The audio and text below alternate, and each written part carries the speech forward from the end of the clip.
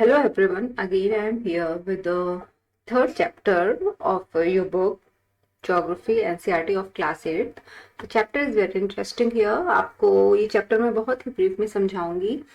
इस चैप्टर को स्टार्ट करने से पहले सबसे बेसिक चीज़ आप समझ लीजिए that the main primary occupation of Indian climate is agriculture. ठीक है. क्लाइमेट जो हमारी क्लाइमेट है और जहाँ हमारी कंट्री की ज़्यादातर पॉपुलेशन रिलाई करती है एग्रीकल्चर पे. ठीक है. प्राइमरी देखिए यार एग्रीकल्चर एग्रीकल्चर के बारे में सबसे इंपॉर्टेंट चीज़ ये है कि they are primarily secondary and tertiary activities in India including all those connected with extraction. Primary activity agriculture में क्या होती है? एक्सट्रैक्शन करना, production of natural resources like agriculture, fishing and gathering. Base secondary activity हम उसे कहते हैं जो कि मैन्युफैक्चरिंग का काम करती है, बेकिंग का काम करती है, किसी भी प्राइमरी सोर्स को, रॉ मटेरियल को प्रोड्यूस मटेरियल में कन्वर्ट करती है. उस एक्टिविटी को सेकेंडरी एक्टिविटी कहा जाता है. And tertiary activity provide support to the primary and secondary activity. ये जस्ट इस पे कोई आपको क्वेश्चन बेस नहीं होगा, लेकिन आपको समझना चाहिए कि इकोनॉमी में, जोग्राफिकल बैकग्राउंड में प्रोडक्शन पे कौन सी 3 एक्टिविटीज होती हैं, ये आपको बताने के लिए जस्ट ये हाईलाइट किया है मैंने. एंड आपको ये जानना सबसे इंपॉर्टेंट है that 50% of the people in India are engaged in agriculture. Agriculture India की प्राइमरी एक्टिविटी इसलिए है, इंडिया का बेसिक ऑक्यूपेशन इसलिए है क्योंकि यहाँ की 50% पॉपुलेशन जो है वो एग्रीकल्चर पे डिपेंड करती है. And 2/3 of India's population is still depending on agriculture. you also need to highlight this. इसको हाईलाइट करिए. If there may be any question raise, how many, why agriculture is primary activity in India, what percentage of population still depends on agriculture in India, still engaged. So you have to write 50% of the population. और agriculture के लिए कौन सी 2 basic चीज़ें important हैं? वो है topography of soil and climate. किसी भी लैंड पे एग्रीकल्चर करने के लिए, खेती करने और प्रोडक्शन करने के लिए सबसे इंपॉर्टेंट चीज़ है सॉइल. यदि मिट्टी अच्छी होगी तभी वहां पे प्रोडक्शन होगा. और क्लाइमेट, वहां की क्लाइमेट भी ऐसी होनी चाहिए जिससे प्रोडक्शन किया जा सके. The land on which the crops are grown is known as arable land. जिसपे क्रॉप्स ग्रो की जा सकती है. ठीक है. देखिए आपके क्वेश्चंस यहाँ से डेफिनेटली आ सकते हैं. मैं आपको क्वेश्चन बेस्ड स्टडी इसलिए करवाती हूँ कि आपको एग्जाम्स में प्रॉब्लम ना आए. यदि मैं आपको सिर्फ चैप्टर लेक्चर देके छोड़ दूंगी तो वो चीज़ आपके लिए उतनी लर्निंग एंड ग्रेस्पेबल नहीं होगी. ड्यूरिंग एग्जाम्स आपको चैप्टर को रीड करना पड़ेगा. इसलिए ये मैं करवाती हूँ कि आप चैप्टर को ध्यान से सुने और हाईलाइटेड पार्ट्स को पर्टिकुलर अपने माइंड में रखें. देखिए सारी की सारी कल्चर है. कल्चर यानी art and science of doing something is called culture. Agriculture means agro से related, यानी जो लैंड पे प्रोडक्शन की जाती है. Agriculture the science and art of cultivation on soil. ठीक है. किसी भी लैंड पे सॉइल कल्टीवेशन करना, उस पे प्लांट्स या ट्रीज ग्रो करने को हम एग्रीकल्चर कहते हैं. What is sericulture? सेरीकल्चर क्या है, इसको भी हाईलाइट करिए. Commercial rearing of silk worms. रेशम के कीड़े पाले जाते हैं. There is a tree in West Bengal area, specially in India और बांग्लादेश में भी वो होते हैं शहतूत ट्री. उन शहतूत के ट्रीज पर रेशम के कीड़े पाले जाते हैं और उनसे हम सिल्क ऑब्टेन करते हैं. इस प्रोसेस को सेरीकल्चर कहा जाता है. What is pisciculture? Again highlight breeding of fish in special constructed tank और पॉन्ड. किसी पर्टिकुलर पॉन्ड में पर्टिकुलर ब्रीड के फिश को डेवलप करना, उनकी स्पीसीज को एक्सपेंड कराना ही पिसिकल्चर कहा जाता है. Now next one is very important. What is viticulture? Viticulture mean grapes की का प्रोडक्शन, मतलब खूब बड़े गार्डन्स में, लैंड्स में ग्रेप्स पैदा करने को विटिकल्चर कहा जाता है. Horticulture is growing vegetable, flowers and fruits for commercial use. जो किसान सिर्फ अपने लिए उगाएं उन्हें हॉर्टिकल्चर नहीं कहते हैं, पर हॉर्टिकल्चर वो प्रोसेस है जिसमें कि प्लांट्स, फ्रूट्स, वेजिटेबल्स ग्रो किए जाते हैं. किस लिए ग्रो किए जाते हैं? कमर्शियल यूज, मार्केट में सेल करने के लिए. Hope this all are understood to you. And it is very important. So keep in mind about agriculture, SETI, PC, WITI and horticulture. Now what is farm system? Farm system क्या है? देखिए, farm का मतलब होता है land. Agriculture और farming can be looked at a system. The important inputs are seeds, fertilizers, machinery and labor. Farm system वो system है जिसपे कि फार्म्स यानी बिग लैंड में प्रोडक्शन करने के लिए 4 चीज़ों की ज़रूरत होती है. वो है लैंड पे यूज़ होने वाले सीड्स. सबसे पहले सीड्स डाले जाते हैं, वो अच्छा प्रोडक्शन करें इसलिए फर्टिलाइजर्स डाले जाते हैं. मशीनरी से प्लॉइंग की जाती है और फिर लेबर को हायर करके प्रोडक्शन करवाया जाता है. This system is called farm system. Types of farming, देखिए बहुत से टाइप की फार्मिंग होती है. एग्रीकल्चर चैप्टर में हमें सबसे इंपॉर्टेंट पॉइंट्स पे ये समझना होगा how many types of farmings are there. देखिए सबसे पहले होती है सबसिस्टेंस फार्मिंग. सबसिस्टेंस फार्मिंग क्या है? In this type of farming is practice to meet the need of farmers family. Subsistence का मतलब होता है सिर्फ अपनी नीड को पूरा करना. वो प्रोडक्शन जो फार्मर्स अपनी फैमिली की नीड्स को पूरा करने के लिए करते हैं उन्हें सबसिस्टेंस फार्मिंग कहा जाता है. और ये फार्मिंग कंपैरेटिवली लो टेक्निकल ट्रेडिशनल होती है और लो लेवल की फार्मिंग होती है, जो कि घर के लेबर्स, घर के 5-10 मेंबर्स ही मिलके कर लेते हैं कि वो अपनी फैमिली को खिलाने के लिए ग्रेन्स का प्रोडक्शन कर सकें. There are 2 types of subsistence farming. First is intensive subsistence agriculture. इसमें क्या होता है? The farmer cultivates a small plot of land using simple tools and more labour. इसे इंटेंसिव कहा जाता है क्योंकि बहुत ही छोटे इंटेंस प्लॉट्स होते हैं. प्लॉट्स यानी कि एग्रीकल्चर लैंड्स होती हैं. दूसरा होता है प्रिमिटिव सब्सिस्टेंट एग्रीकल्चर. इसमें क्या होता है? Shifting cultivation and nomadic herding. Primitive subsistence culture 2 type की होती है. देखिए शिफ्टिंग कल्टिवेशन पे क्वेश्चन आपके एग्जाम में आए. What is shifting cultivation? Shifting cultivation जो है बेसिकली उस कल्टिवेशन को कहा जाता है जहाँ पे कि फार्मर्स बहुत ज़्यादा लैंड पे प्रोडक्शन करते हैं और जब उस पे प्रोडक्शन हो जाता है, क्योंकि लॉन्ग टाइम प्रोडक्शन के बाद लैंड की फर्टिलिटी एग्जॉस्ट हो जाती है, यानी उसमें वो चीज़ें नहीं रह जाती हैं कि प्लांट्स को अच्छे से ग्रो करें और उसको एनरिच करें. इसीलिए वो क्या करते हैं? ट्रीज को काट देते हैं, प्लांट्स को बर्न कर देते हैं. ऐसा करने से जो एशेस यानी राख होती है प्लांट्स के जलने के बाद वो जमीन में चली जाती है और लैंड ताकि फिर से फर्टाइल हो सके. और इन द मीन टाइम जो फार्मर्स होते हैं वो अपनी लैंड को छोड़ के कहीं और शिफ्ट कर जाते हैं. इस तरह की कल्टीवेशन को शिफ्टिंग कल्टीवेशन कहा जाता है. ये एक प्रिमिटिव सब्सिस्टेंस कल्टीवेशन है जिससे maize, yam, potatoes and cassava grow किए जाते हैं. ये आप जरूर ध्यान रखिएगा. Shifting cultivation is very important question from this chapter and these are the major highlighted parts जो इस कल्टीवेशन में होता है. इसको आप जरूर से मार्क करिएगा. There can be again a question, you mark here slash and burn cultivation. इस which agriculture process is known slash and burn cultivation. So you have to write shifting cultivation क्योंकि इसमें ट्रीज को एक time के बाद burn करके उनकी राख से लैंड को फर्टाइल करने के लिए छोड़ दिया जाता है. ठीक है. देखिए यहाँ पे क्वेश्चन है, shifting cultivation is known by different names in different part of world. इसको झूम कल्टीवेशन भी कहा जाता है क्योंकि फार्मर्स झूमिंग कल्टीवेशन एक जगह से दूसरी जगह मूव होकर ये कल्टीवेशन करते हैं. मिप्ला, रोका एंड लदाना, अलग अलग एरियाज में इसको अलग अलग नाम से बुलाया जाता है. Now nomadic herding. What is nomadic herding? Is practiced in the semi-arid and arid regions of Sahara. सहारा आपको पता है अफ्रीका के arid and semi arid region में. Africa continent definitely you all remember. Africa continent के Sahara में, central Asia and India के कुछ parts में जैसे राजस्थान एंड जम्मू कश्मीर में नोमैडिक हर्डिंग की जाती है. इसमें फार्मर्स क्या करते हैं?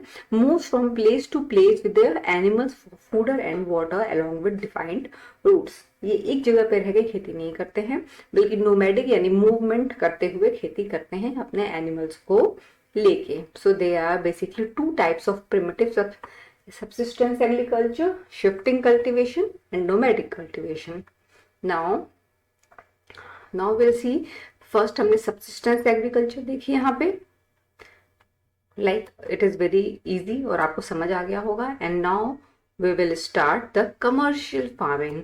2 तरह की फार्मिंग होती है. सब्सिस्टेंस का मतलब हमने समझ लिया जो अपनी फैमिली के लिए होती है, और कमर्शियल फार्मिंग वो जो कि कमर्शियल यूज यानी बेच के पैसा कमाने के लिए की जाती है. उसको हम कमर्शियल फार्मिंग कहते हैं। देखिए, in commercial farming crops are grown and animals are reared for sale in market, जिससे कि वो पैसा कमा सके। The area cultivated are the amount of capital used in large, क्योंकि कमर्शियल पर्पस के लिए होता है। Most of the work is done by machines and commercial farming introduces commercial grains farming, mixed farming and the plantation agriculture.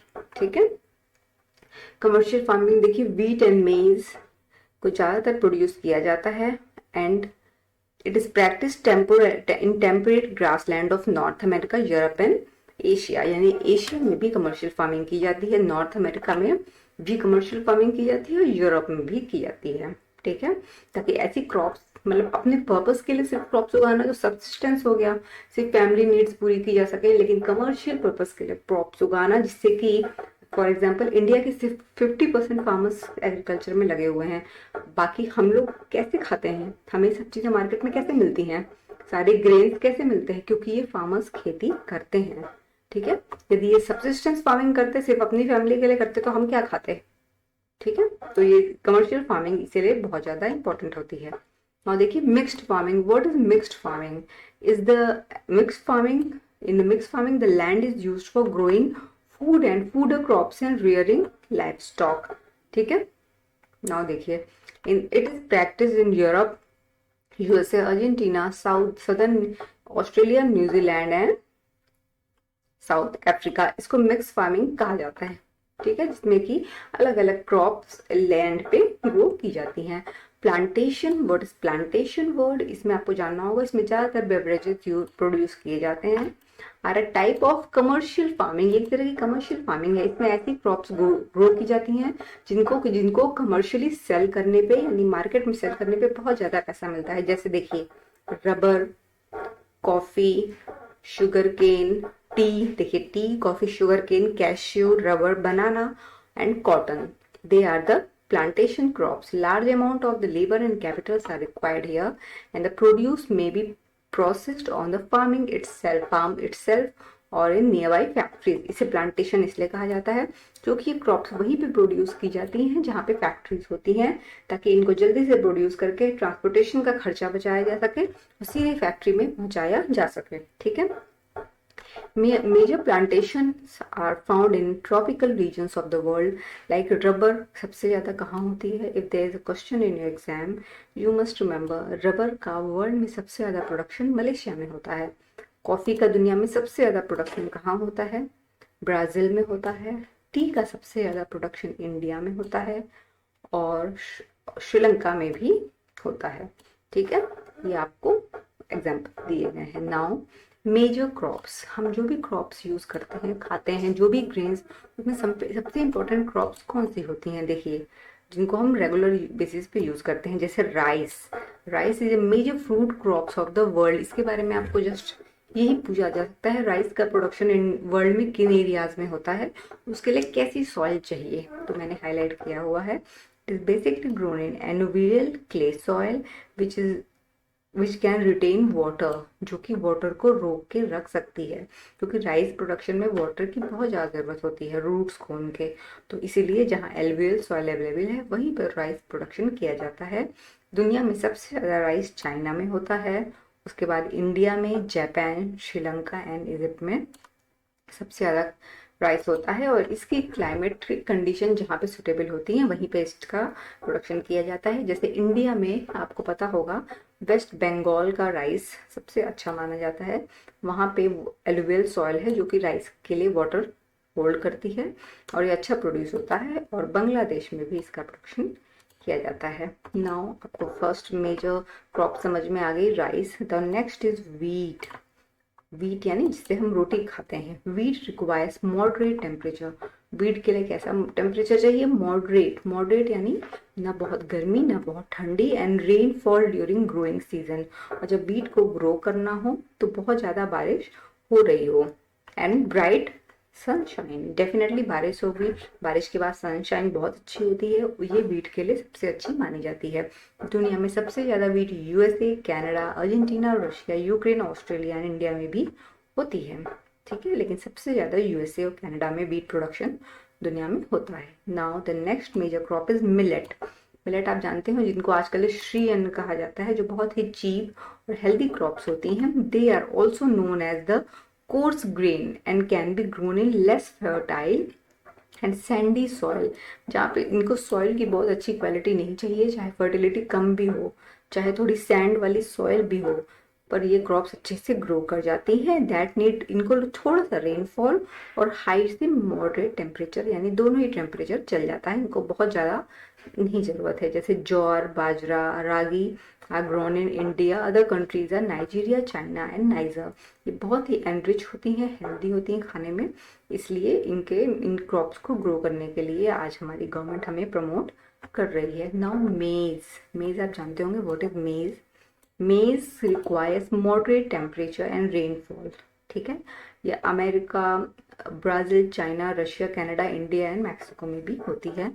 Now cotton. What is cotton? Cotton is also very important crop of the world, क्योंकि India में तो सबसे ज़्यादा important है इसका production. Cotton के कपड़े summer में बहुत ही हेल्पफुल होते हैं, कॉटन का प्रोडक्शन किया जाता है। कॉटन रिक्वायर्स, इसको बहुत ही गर्मी चाहिए और लाइट रेनफॉल चाहिए। इंडिया में इसका प्रोडक्शन होता है महाराष्ट्र में, क्योंकि महाराष्ट्र में बहुत ज़्यादा टेम्परेचर होता है और हल्की सी बारिश होती है। एलुवियल सॉइल, जैसे राइस के ग्रो करने में एलुवियल सॉइल चाहिए ना, वैसे ही कॉटन के भी चाहिए, जो वाटर को होल्ड करके रखे और कॉटन का अच्छा प्रोडक्शन हो, ठीक है। कॉटन के प्रोडक्शन में China, USA, India, Pakistan and Brazil is are the leading producer. मतलब चाइना में तो होता ही है, पर हमें ये याद रखना है कि हमारी कंट्री में भी अच्छा कॉटन प्रोडक्शन महाराष्ट्र में किया जाता है। Now jute. जूट आप जानते होंगे, जूट के बैग्स बनते हैं, डोरमैट्स बनते हैं। जूट को गोल्डन क्रॉप भी कहा जाता है, ठीक है। देखिए, jute was also known as golden fibre, it grows well in alluvial soil. तो आपको याद हो गया होगा कौन सी तीन चीजें जो हैं एलुवियल सॉइल में होती हैं? Rice, cotton and jute. इन तीनों को ही बहुत ही अच्छी एलुवियल सॉइल चाहिए, ठीक है।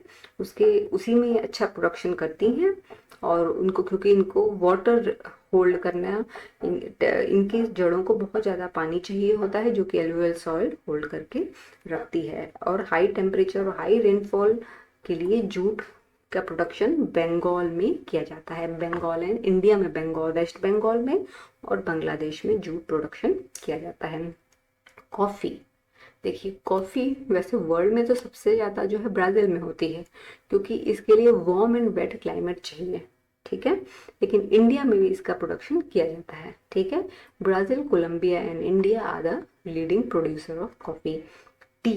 T is very important beverage, और इसका प्रोडक्शन प्लांटेशन क्रॉप इसको कहा जाता है। इसके लिए ठंडी क्लाइमेट चाहिए होती है और हाई रेनफॉल, जो कि इंडिया में, आसाम में बहुत अच्छी होती है, ठीक है। जैसे टी का प्रोडक्शन वहीं पे किया जाता है। कि देखिए, टी दुनिया में सबसे ज़्यादा केन्या, इंडिया, चाइना, श्रीलंका में होता है, ठीक है, सबसे ज़्यादा टी का production. Now you have to, ये सब चीज़ें आपको एग्जाम के लिए याद करनी पड़ेंगी। मैंने आपको सिर्फ यहाँ समझाने की कोशिश की है, हाईलाइटेड पार्ट्स, कि आपको आराम से आप इसको फाइंड आउट कर सके। Now agriculture development. What is agriculture development? देखिए, एग्रीकल्चर डेवलपमेंट मीन्स, जैसे हम पहले, हमारे किसान जो हैं वो खेती करने के लिए अपने एनिमल्स का, बुलक कार्ट का यूज़ करते थे, हाथों से ज़मीनों को खोदते थे। लेकिन अब इतनी अच्छी मशीनें डेवलप हो गई हैं जिससे उनकी लैंड प्लॉइंग आराम से हो जाती है, ठीक है। तो इसी को कहा जाता है एग्रीकल्चर के फील्ड में डेवलपमेंट करना। अच्छी फर्टिलाइजर्स उनको गवर्नमेंट बहुत ही चीप रेट पे देती है, जिससे कि प्रोडक्शन में लैंड को फर्टिलिटी मिल सके और बहुत अच्छी क्रॉप्स उगाई जा सके। देखिए, agriculture development refers to the effort made to increase farm production in order to meet the growing demands of increasing population, ठीक है। देखिए, agriculture has developed at different places in different parts of the world. Developing countries with a large population usually practice intensive agriculture, where crops are grown on small holding, mostly for subsistence land holding, ठीक है। अब farm in India. India, ये आपको जो समझाया गया है कि इंडिया में खेती कैसे की जाती है। देखिए, क्या हो गया, there is a small village, Adilabad in Ghazipur district of Uttar Pradesh. Munna Lal is a small farmer in the village who has farming of about 1.5 hectare, ठीक है। और उसका पूरी फैमिली इसी फार्मिंग से जो प्रोड्यूस होता है, क्रॉप्स जो भी वो उगा पाते हैं, वो खाती है। His house is in the main village. He purchases high yielding variety of seeds, खरीदता है वो, वो मार्केट से अल्टरनेटिव ईयर हर अगले साल वो खरीदता है। अपनी लैंड को फर्टाइल बनाने के लिए एटलीस्ट 2 क्रॉप्स एक बार में एक साल में लगाता है, which are normally wheat and rice and pulses, क्योंकि वीट रोटी चावल या दाल ही बेसिकली खाया जाता है। The farmers takes advice of his friends and elders as well as government agricultural officer regarding farming practice। वो तीनों की एडवाइस लेता है और वो क्या करता है, ट्रैक्टर ऑन रेंट पे लेता है। और some of his friends still use traditional methods, लेकिन वो अच्छे मेथड्स को यूज करता है। there is a tube well in the nearby field, और बगल के फील्ड में ही एक ट्यूबवेल है जिससे कि वाटर सप्लाई का यूज करके अपनी फील्ड को वो अच्छे से पानी देता है। ठीक है। Munnalal also has 2 buffaloes and few hens। ये मतलब आप यह दिखाया जा रहा है वो छोटा फार्मर है जिसके पास थोड़े से एनिमल हर्डिंग भी करता है वो, और अपनी क्रॉप का प्रोडक्शन भी करता है। इस तरह से अपनी फैमिली को वो सर्वाइव कराता है। All the members of the family help him in various farms activities। पूरी फैमिली के लोग उसकी फार्मिंग में हेल्प करते हैं। Sometimes he takes credit from a bank on or the agricultural cooperative society to buy high yielding variety seeds and implements. ठीक है। और अपनी इस क्रॉप्स को मंडी में भी बेच लेता है। जब वो बहुत ज़्यादा प्रोडक्शन करता है, उसका फैमिली एक लिमिट ही खा सकती है, तो उसको मंडी में बेच लेता है। Since majority of the farmers do not have lack storage facilities, they are forced to sell the produce even when the market is not favorable to them। ठीक है। In recent years the government has taken some steps to develop storage facility। ये आपको जब बताया गया है कि एक फार्मर किस तरह से प्रोडक्शन करता है इंडिया में। ठीक है। लेकिन यूएसए में क्या होता है, यूएसए में 250 हेक्टेयर्स का लैंड एक फार्मर को मिलता है जिसपे वो खेती करने के लिए सोयाबीन, वीट, कॉटन या कॉर्न उगाने के लिए क्या करता है, मिड यूएसए में लोअर स्टेट है, वहाँ पे 300 हेक्टेयर से 250 हेक्टेयर्स के लैंड पे फार्मिंग करने के लिए वो इस पे वाटर सप्लाई नीड्स देखता है और देखता है कि कितनी अच्छी फैसिलिटीज़ हैं। पेस्ट कंट्रोल यानी पेस्टिसाइड्स, जो खेतों को हमारे प्लांट्स को खा जाते हैं, छोटे छोटे इंसेक्ट्स, उनके लिए पेस्टिसाइड्स लाता है ताकि उनको मारा जा सके। सीड्स सोन करता है, उसके बाद केमिकल फर्टिलाइजर्स का यूज़ करता है, उनको अच्छी वाटर सप्लाई कर देता है और प्लॉइंग करते हुए सारे के सारे एग्रीकल्चरल एक्टिविटीज़ वो करता है जो कि प्रॉपरली डेवलप्ड होती हैं, और इस तरह से वो प्रोडक्शन करता है। ठीक है। तो जस्ट आपको 2 कंपैरेटिव स्टडी दी गई है, इंडिया का फार्मर कैसे प्रोड्यूस करता है। सिर्फ आप डिफरेंस ये दिखा कि इंडिया का फार्मर जो है वो बहुत ही कम छोटी सी लैंड पे 1.5 हेक्टेयर पे प्रोडक्शन करता है, क्योंकि आपको पता ही है इंडिया की पॉपुलेशन मोर देन 1.40 करोड़ हो चुकी है। वेयर यूएसए में 250 हेक्टेयर से 300 हेक्टेयर तक एक फार्मर को प्रोडक्शन के लिए मिलता है। Now hope the chapter is understood to you. आपको समझ आ गया। ये बहुत ही इंटरेस्टिंग और बहुत ही छोटा चैप्टर था। You can go through the question answer जो कि मैंने इसमें लिख दिए हैं, आप इसको सिंसियरली पढ़ लीजिए। व्हाट इज एग्रीकल्चर, मैंने आपको बता दिया। The word agriculture is derive from Latin word ager और एग्री, जिसका मतलब होता है soil and culture, means cultivation। Agriculture therefore is the art and science of growing plants and crops using fertile soil। Now name the factors influencing agriculture। कौन से ऐसे factors होते हैं जो एग्रीकल्चर को प्रमोट करते हैं। मैंने आपको बताया था in the explanation of the chapter, कोई भी एग्रीकल्चर, कोई भी खेती तभी अच्छी होती है जब उसको टोपोग्राफी ऑफ सॉइल एंड अच्छी क्लाइमेट मिले। व्हाट इज शिफ्टिंग कल्टीवेशन, ये भी मैंने आपको बताया। जब फार्मर्स एक एरिया पे खेती करते हैं और वो बहुत लॉन्ग टाइम तक खेती करते हैं तो लैंड की फर्टिलिटी एग्जॉस्ट हो जाती है, चली जाती है। फिर क्या होता है, वहाँ पे जो प्लांट्स एंड ट्रीज होते हैं उनको जला देते हैं ताकि उनकी राख, उनके एशेस से वो लैंड फिर से फर्टाइल हो सके और वो खेती करने के लिए आगे मूव कर जाते हैं। इस तरह की कल्टीवेशन को शिफ्टिंग कल्टीवेशन या स्लैश एंड बर्न कल्टीवेशन भी कहा जाता है। व्हाट आर द डिसएडवांटेजेस, देखिए इस लैंड का यही डिसएडवांटेज है कि इस पे खेती करने के बाद लैंड पूरी तरह से एग्जॉस्ट हो जाती है और उसको एक टाइम पीरियड के लिए हमें छोड़ना पड़ता है। ठीक है। देखिए shifting cultivation areas receives largely heavily rainfall where vegetables very frequently grown. It is practised in tropical Africa, Amazon basin, south east Asia and north east India. ठीक है। What is plantation agriculture? Plantation agriculture is a way of growing crop which has basically commercial use। जो मैंने आपको बताया, tea, coffee, cashew, sugar cane, cotton, rubber, banana, ये जो होते हैं इनको बेचने से बहुत ज़्यादा पैसे मिलते हैं, इसलिए इन कल्टीवेशन को कमर्शियली प्रोड्यूस किया जाता है। और प्लांट्स लगा के, इनके लिए बहुत बड़े बड़े खेतों की ज़रूरत नहीं होती है, छोटे छोटे प्लांट्स में ये ग्रो कर जाते हैं। Name the fibre crops and name the climatic condition required for their growing. देखिए, फाइबर क्रॉप्स वो होती हैं that are grown to meet the requirement of growing crops, ठीक है, जो हमारे डेली नीड्स में यूज होती हैं। These crop basically supply raw materials, ये बेसिकली बड़ी बड़ी फैक्ट्रीज के लिए रॉ मटेरियल्स प्रोवाइड करती हैं, जैसे T, coffee, jute, cotton, wheat, rice, मेज एंड मिलेट्स। इसलिए इन क्रॉप्स को फाइबर क्रॉप्स कहा जाता है। नाउ द हॉर्टिकल्चर का मतलब हमने चैप्टर में पढ़ा था, मैंने आपको स्टार्टिंग में सेकंड पेज पे हाईलाइट कराया था। The growing of fruits and vegetables called horticulture. Golden fibre jute को कहा जाता है। And leading producer of coffee is Brazil. आपको विटीकल्चर याद होगा, अंगूर की खेती। सेरिकल्चर याद होगा, सिल्क की खेती। हॉर्टिकल्चर आपको बता दिया गया, एग्रीकल्चर आपको बता दिया गया, ठीक है। ना देखिए, गिव रीजंस, किसका किसका रीजन देना है। In India agriculture is a primarily activity, क्यों है ये मैंने आपको बताया। In India agriculture is a primarily activity because 50% of its population is still involved in agricultural production and 2/3 of its population depends on it. इसीलिए India में agriculture एक primary activity है।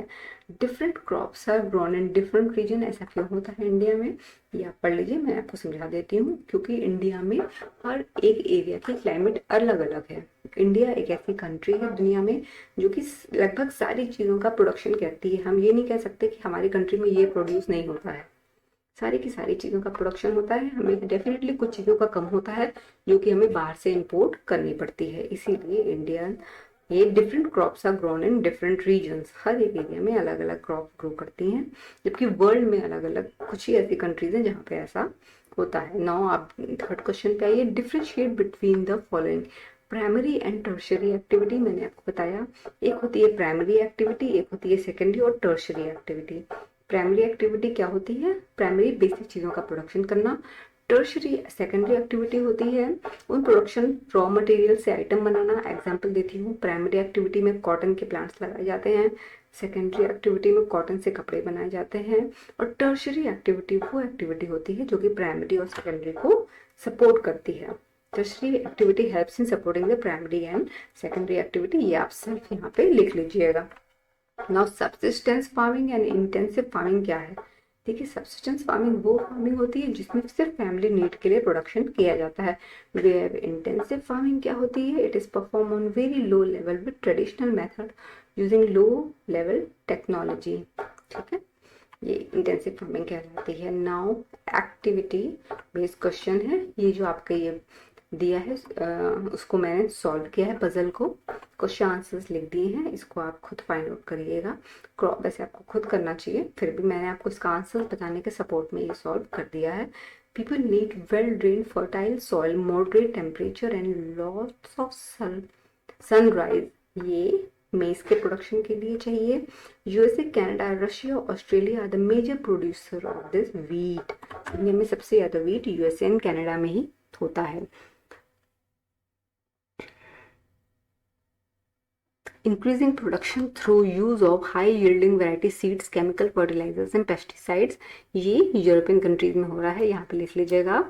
Now type of farming to meet family needs को हम subsistence farming कहते हैं। Rearing of animals for sale, इसको हम कमर्शियल फार्मिंग कहते हैं, यहाँ पे आप लिख लीजिएगा commercial farming. Now coarse grains are also called, what are coarse grains, coarse grains वो होते हैं जो कि फाइबर ग्रेन्स होते हैं, ठीक है।